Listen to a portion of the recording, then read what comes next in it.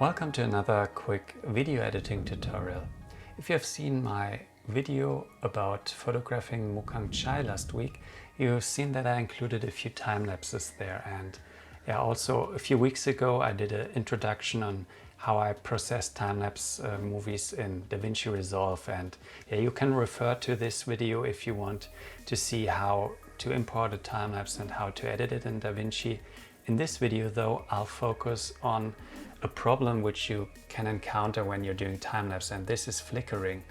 So normally I try to have all my settings as manual when I'm doing a time-lapse.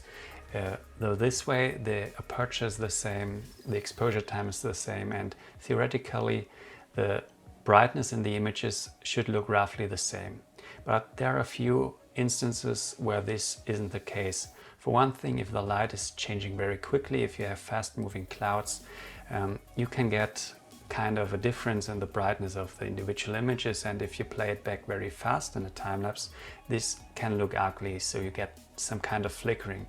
But even if this is not the case, you still get flickering from time to time, and this is because when the camera takes a photo, it basically applies the aperture just when taking the photo. And every time it takes a photo, this can differ a bit, so the aperture blades or the opening between them can be a little different. It's not much, and you would normally not notice this in a photo. But if you have hundreds of photos which you play back in a few seconds, just a little deviation in this opening will show up as flicker. And long story short, this little time-lapse here, which I also included in the video last week, shows such a flicker. So it's a combination, I think, of the two effects I just talked about, and let's just play this. I've imported it into the timeline here in DaVinci Resolve, and when I now play this back, you see there's an ugly flickering, and honestly this is not presentable. So the video I showed last week, you don't see this flicker, and I'll now show you a quick way how to fix this. So first of all, there are tools out there which help you with this. So you can use some tools which work on the raw files and try to apply some settings there to even out the brightness.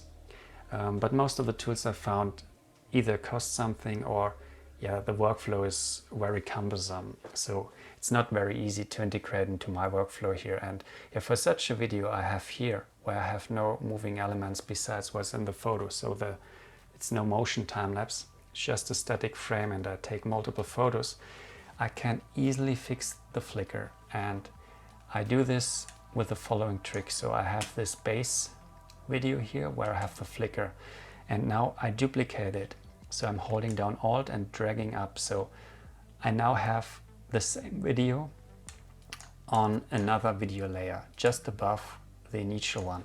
And what I can do now is I move this by one frame, and then I reduce the opacity to 50%.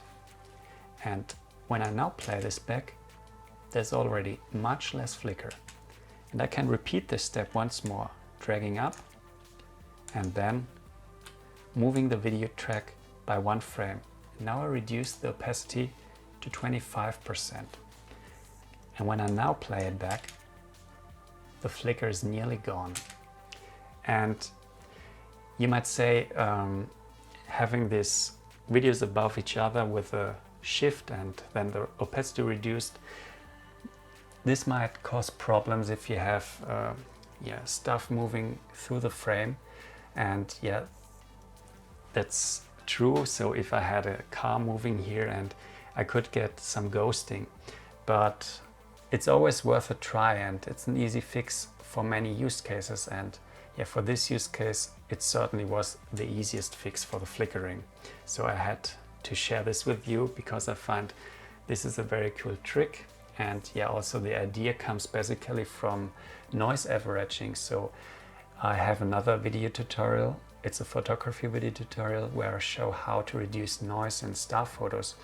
And there the idea is also to have multiple photos of the same scene and overlaying it with each other, and then also having this reduction of opacity for the different layers to even out the noise. And here basically what I'm evening out is the brightness, and this works quite well, and I hope it's also helpful for you.